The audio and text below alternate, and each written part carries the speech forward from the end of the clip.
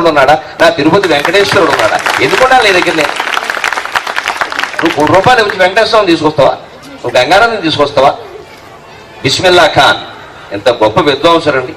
అమెరికాకి రండి, ఒక వీధికి మీ పేరు పెడతాం, మీరు ఇక్కడ ఉన్నటువంటి వీధికి పేరు పెడతారు, విశ్వనాథుడిని తీసుకొస్తారా అన్నాడు ఆ మహానుభావుడు.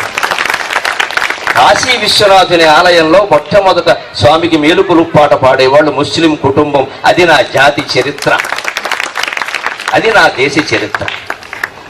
అటువంటి వాడు బిస్మిల్లా ఖాన్ షహనాయి వాయించు. నా పూర్వీకులు, నా తాత ముత్తాత నుంచి కాశీ విశ్వనాథుడిని మేలుకొలుపుతున్నారు. ఇక్కడ హిందువులు కూడా అయినా మాకు అంత అవకాశం ఇచ్చారు. ఇక్కడ మా జాతి, మా సామరస్యం అటువంటిది. మేము ఇది వదిలేసి నీ దగ్గరికి ఎందుకు వస్తారా, నువ్వు వీధికి పేరెట్టే, నాకు విశ్వనాథుని పేరెట్టుకో అని చెప్పాడు. అదే దేశభక్తి. అప్పుడు నాకు వీసా రాకపోతే తానా అధ్యక్షుడు ఎవరో ఉంటారుగా, పేరు అనవసరం. ఎందుకంటే మంచి ఉదాహరణ అయితే పేరు చెప్పాలి, చెడు అయితే చెప్పకూడదు. మంచి ఉంటే మైక్లో చెప్పమన్నారు, చెడు ఉంటే చెవులో చెప్పమన్నారు.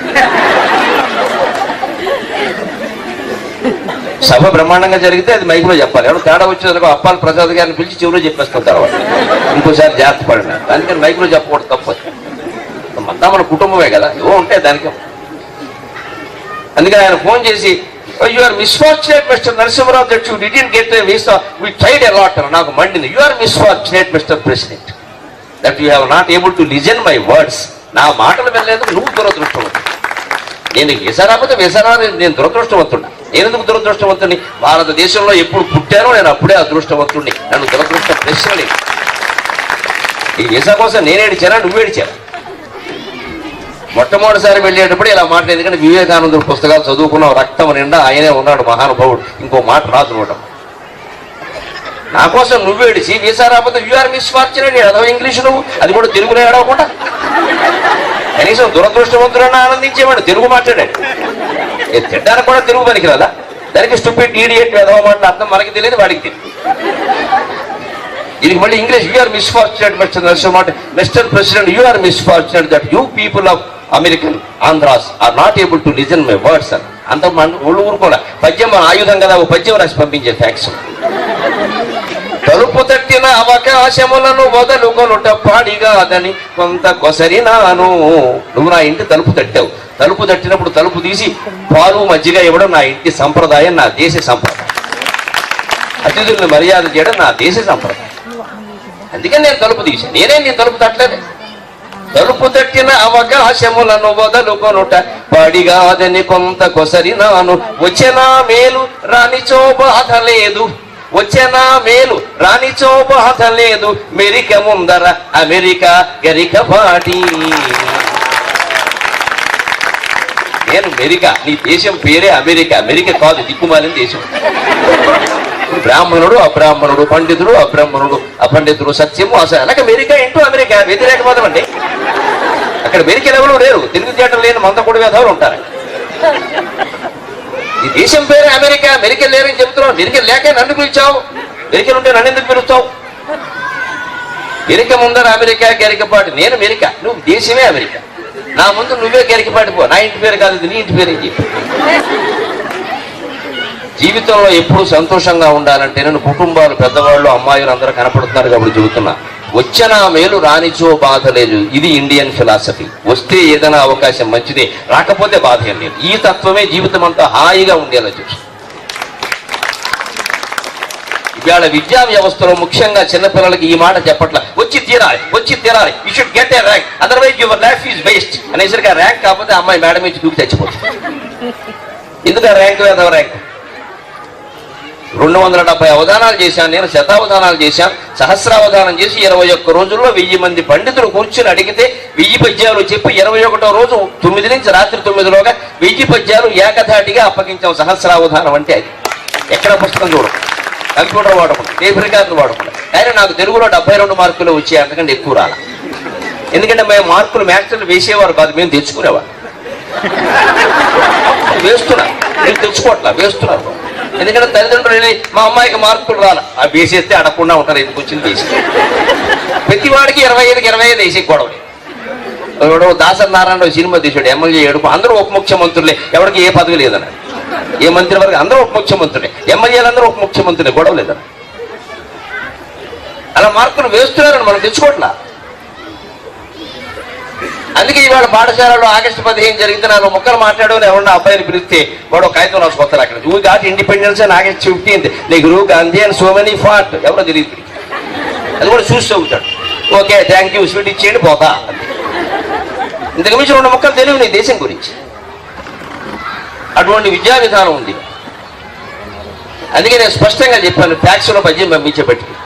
తలుపు తట్టిన అవకాశములను వదలుకొనుట పాడిగాదని కొంత కొసరినాను, వచ్చిన మేలు రానిచో బాధ లేదు, మెరిక ముందర అమెరికా గరిక పాటి. ఎంతైనా ఆ ప్రెసిడెంట్ గారు ఏమైనా వాడు ఇండియనే కదండి, వాడు తెలుగువాడేగా. ఆ మానవత్వం ఆర్ద్రత ఎక్కడికి పోతుంది. అప్పుడు వెంటనే కళ్ళు చెమర్చి ఆ పద్యాన్ని సభలో చదివి వినిపించాడు. ఆయన ఎంత ఆత్మాభిమానం కలిగిన మనుషులు చూడండి. పద్యం ఎప్పటి దెబ్బకి మన్నాడు 2001లో బొట్లో పెళ్లి కూతురును కూర్చోబెట్టి వాళ్ళే తీసుకెళ్ళి తెచ్చినట్టు ఎవడి కోసం అండి. వాళ్ళకి అవసరం అన్నప్పుడు వాళ్ళు తీసుకెడతారు. జీవితంలో ఏదైనా అంతే, ప్రతిభ సంపాదించుకోవాలమ్మా, భగవంతుడిని నమ్ముకోవాలి. అవకాశాలన్నీ మన కాళ్ళ దగ్గరకు వస్తాయి. ఆ దైవంబును నమ్మిన గోదావరి కూడా ఈత కొలనైపోవును, ఆ దైవంబును నమ్మిన గోదావరి కూడా ఈత కొలనైపోవును, నీదైన చిత్తశుద్ధికి పాదాక్రాంతం బగును ప్రపంచం వెళ్ళన్. సాగర ఘోష నా కావ్యంలో రాసిన పద్యం అక్కడ పెడతారు. ఇవాళ పుస్తకాలు కావాల్సిన వాళ్ళు చూడండి, ఇంకా చాలా మంచి పద్యాలు ఉన్నాయి. పాదాక్రాంతమైంది ప్రపంచం అంతా. మన వాడికి వివేకానందుడికి మనం చూసావా లేదా? ఏమిటండి, లేకపోతే ఓ సన్యాసి ఇంత చేస్తే కాషాయం బట్టలు, రూపాయి డబ్బులు లేవు ఈయన దగ్గర, వెనకాల రాజకీయ పార్టీ లేదు. మరి అమెరికా కాదు, పూతనమంతా గౌరవించింది ఆ మనిషిని. ఏం చూశాను? చిత్తశుద్ధి. కేవలం వాగ్దాటి అనుకోకండి. వాగ్దాటి కలిగిన వాడు దేశంలో ఇవాళ చాలా మంది ఉన్నారు. చిత్తశుద్ధి ఈ వాగ్దాటి ఎందుకంటే మళ్ళీ పళ్ళు పంచులు పారితోషికాలు పాదాభివందనాలు కొట్టే లోపలంటే. స్వామీజీల పరిస్థితి ఎలా ఉంటే మా సంగతి చెప్పింది. సన్యాసి అన్నవాడు శుభ్రంగా వసూలు చేస్తున్నాడు పీఠాధిపత్యం పేరు మీద కోట్లు. తర్వాత కుంభకోణ. అక్కడ వాడు కొట్టేశాడు, ఇక్కడ వీడు కొట్టేశాడు. మరి వీళ్ళు భోగించుకున్నాక ఎవడు భోగించుకోమన్నా? నేను ఓ చోట కూర్చొని జపం చేయవయ్యా అంటే జపం చేయడం మానేసి ఊళ్ళన్నీ తిరిగి సమ్మర్ క్యాంప్, వింటర్ క్యాంప్ అని మొత్తం వసూలు చేసి వాటి మీద ఆరోపణలు వచ్చాయి. ఎందుకంటే స్వధర్మం పాటించకపోవడం. స్వామి వివేకానందుడు సన్యాసి అంటే సన్యాసి, తిరుగులేదు. పరీక్ష చేసి అలాంటి గురువునే అనుకున్నాడు, అలాగే ఉన్నాడు. ఆ నాగరికత ఆయన పెరిగిన భువనేశ్వరి దేవి ఆయన తల్లి ఆయన పెంచిన నాగరికతది. పూష వెలుంగులో తులసి మొక్కకు దొసిని యొక్కి సూర్యకాంతి ఇలా పడుతూ ఉండగానే తులసి మొక్కకి నమస్కారం చేయడం. వేద నిర్ఘోషను డొక్క శుద్ధిగని. ఇవాడు ఈ ఆచారాలు మారిపోయినాయి. నేను కాకినాడలో ఒక ఇంటికి వెళ్ళాను, ప్లాస్టిక్ తులసి మొక్క చూశాను అక్కడ. అయ్యి బాబు, ప్లాస్టిక్ తులసి. ఇంకా చిత్రం, ఆవిడ దాని చుట్టూ తిరిగేస్తుంది. ఒక గ్లాసు నీళ్లు కూడా పోసి, ఎందుకంటే టెక్నికల్ పోయాలి కదా. ప్లాస్టిక్ తులసికి నీళ్ళు ఎందుకు అంటే అదంతే పుణ్యం. మరి ప్లాస్టిక్ ఎందుకు? పుడిచే ఓపిక లేక, తులసి మొక్కను పెంచే ఓపిక. ప్లాస్టిక్ తులసి నేను చూసి అదే ఉంటున్నా. ప్లాస్టిక్ తులసి అంటే అవధాన గారు మీరు కూడా తెప్పించుకోండి బాబు. నేను వెంటనే అన్న ప్లాస్టిక్ మొగుడు ఎక్కడా దొరకడా అని. అనవసరంగా మొగాడైతే తిడతాడు, కొడతాడు, తాగుతాడు, తందనాలు ఆడతాడు, ఏడిపిస్తాడు. ఎందుకు? ప్లాస్టిక్ మొగుడైతే ఆయన పడుంటాడు కదమ్మా. ప్లాస్టిక్ మొగుడు చూసుకోకూడదు లేదు. ఇప్పుడు అన్నం కూడా అడగడం హాయిగా పడుకుంటాడు. మరీ అడ్డం వస్తే ఫ్రిడ్జ్లో బారేస్తే కూడా ఫ్రిడ్జ్లో బారేస్తే ఎలా బారేసిన కూడా అలాగే ఉంటాడు, గట్టగట్టుకుపోయి మళ్ళీ రాటికి పోయి. ఇలా ప్లాస్టిక్ తులస అంటే తులసి అనే సెంటిమెంట్ మన మనస్సులో ఉంది. తులసి మొక్కను పెంచే ఓపికలి. మరి మట్టి తీయాలి, జాగ్రత్తగా దానికి నీళ్లు పోయాలి, అప్పుడప్పుడు మట్టి పెళ్ళగించాలి, పైకి వాళ్ళు గుణ చేయాలి కదా. మరి ఇవన్నీ చేసే ఓపిక లేక ప్లాస్టిక్ తులసి బారేస్తే ఉడుతుంది. నిజమైన తులసి మొక్కకి నీళ్లు పోసి దోషులు ఒగ్గేది ఇల్లాలి. అప్పటికే స్నానం చేసి ఆవిడ దొడ్లో పూలు పెట్టుకుని అక్కడ. అప్పుడు ఈ పెద్ద మనిషి వేద నిర్ఘోషను డొక్క శుద్ధిగా పొద్దున లేవగానే బెడ్డ కాఫీ తాగడం కాదు, వేదధ్వని వినిపించేది చాలా ఇళ్లలో. చదవడానికి యోగ్యత ఉన్నవాడు చదివేవారు, మిగిలిన వారు విని ఆ పండితుడు ఇంట్లో వేదం చదువుతున్నాడు, ఆ వీధి నుంచి వెళ్ళడమే పుణ్యం అని వీళ్ళు. సరిపోలేదా? ఉదయాన్నే ఆ ధ్వని వింటుడు అందరూ చదవక్కల. మనకి ఇవాళ అందరూ వాతావరణం చూడండి.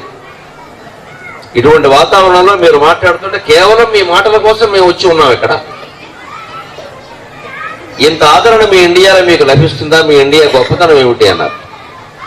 అంటే స్వామి వెంటనే చాలా బాగుంది కదా వాతావరణం, నదీ తీరం ఉంది కదా, కొండ ఉంది కదా, సూర్యాస్తమయంలో సూర్యుని కాంతి, సూర్యోదయంలో సూర్యుని కాంతి ఇక్కడ పడుతోంది కదా, ఇంత అందమైన ప్రదేశాలు చూస్తుంటే నీకేమనిపిస్తోంది అన్నట్టు.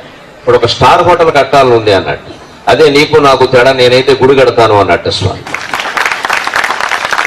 అందుకే నేను ఇండియాకే మొక్కుతా, జీవితం అంతా అలాగే ఉంటాను, నువ్వేం ఏడిచినా నాకు సంబంధం లేదని చెప్పి అప్పటికప్పుడు తేలిపోయాడు. బుద్ధి ఎక్కడికి పోతుంది? ఇంత రమ్యమైన వాతావరణం ఉంది, ఏం చేస్తామంటే స్టార్ హోటల్ కడతాడు వ్యాపారం కోసం. 10 మంది కస్టమర్లు పెట్టుకుని డబ్బులు కొట్టాడు. ఒక సూర్యుడు కనపడేసి దాన్ని అమ్మేద్దాం. తల్లిపాలు శ్రేష్టమని మనం నమ్మి మనం తాగుతున్నామండి. అమెరికా వాడు తల్లిపాలు శ్రేష్టమనే విషయం వాడు బాగా నమ్మితే ఒకనాడు అందరూ తల్లు నుంచి ముందే పాలు సేకరించి డబ్బాలో పెట్టి అమ్మేస్తాడు. వాడు ఫ్రిడ్జ్లో పెట్టేసి, ఇవన్నీ స్వచ్ఛమైన తల్లుల పాలు ముందే సేకరించేసాం. గేదెల నుంచి ఆవులు, వాడికి తేడా తెలిస్తే కదా, ఆవుకి గేదెకి అమ్మకి తేడా తెలిస్తే కదా దాన్ని వ్యాపారం చేసాడు. వాడు దృష్టి ఇంకా కొబ్బరి బొండం మీద పడకపోవడం అనేది మనకి కేవలం శ్రీ మహావిష్ణువు కరుణ. అంతకంటే వారు అన్నారు కోకోకోలా మానేసి కొబ్బరి బొండం మానేసి కోకోకోలా తాగుతుంది. వాడు దృష్టి పడలేదు, దానికి ఇంజక్షన్ చేసేసి అందులో ఏదో గెంటేసి దాన్ని ఇంకా అంత టేస్టీ అని పెట్టేసి దాన్ని అమ్మేస్తాడు. ప్రతిదీ భౌతికత, ప్రతిదీ వ్యాపారం దృష్టితో చూడడం విదేశీ విధానం, పాశ్చాత్య విధానం. ప్రతిదీ ఆధ్యాత్మిక దృష్టితో చూడడం ప్రాచ్య విధానం. కారణం ఒకటే, ప్రాచ్య అంటే తూర్పు దిక్కు, ఉదయించే దిక్కిది, అస్తమించే దిక్కిది. అది ఒక్కటి చాలు, ఇంకా నాగరికత గురించి వేరే మాట చెప్పగల. ఈ దేశం ఎప్పుడు ఉదయిస్తూనే ఉంటుంది, ఎప్పుడు అస్తమిస్తూనే ఉంటుంది. ఆ దేశాలే పాశ్చాత్య దేశాలు, ఆ బుద్ధులే పడమడు బుద్ధులు, ఆ దిక్కే పడమడు దిక్కు. ఎవరన్నా ముసలాళ్ళు బాగా 80 ఏళ్ళు దాటిన వాళ్ళని పలకరిస్తే ఏమంటారు? 80 ఏళ్ళు దాటి ఏంటి అర్థం ఏంటి? స్విచ్ అయిపోయిన సీలింగ్ ఫ్యాన్, ఇంకో 2 రౌండ్లు వేసుకుని ఆగిపోతుంది. అది వీలెట్టి తిప్పకూడదు. ఇంకా తిప్పుతా, ఏం తిప్పుతావు? ఇంకా జిమ్ కడుతున్నా, ఎందుకు జిమ్ పల్లె అక్కడ ఇంట్లో కూర్చోతా. ఇంకా రామకృష్ణ అన్నాడు జిమ్ కడతాడు, ఇంకా ఏదో చేసేద్దాం. ஒரு మంచి పనులు చేయడు అక్కడికి, ఇంకా ఏం చేసేద్దాం, ఏదో ఇంకేదైనా వ్యాపారం చేద్దాం. చేసినవి సరిపోలేదు. 80 ఏళ్ళు దాటి అంటే స్విచ్ అయిపోయిన సీలింగ్ ఫ్యాన్. మన వాళ్ళు 80 ఏళ్ళు దాటిన వాళ్ళు ఎవరు పలకరించినా ఏమంటారు? ఏదో ఇంకా ఊరుపోమంటుంది, కాడు రమ్మంటుంది, అమ్మ కాడికి కాడు చెప్పుకొని కూర్చొని ఆ భగవంతుడు ఎప్పుడు పిలుస్తాడు అని ఎదురు చూస్తున్నాం అంటే అర్థం.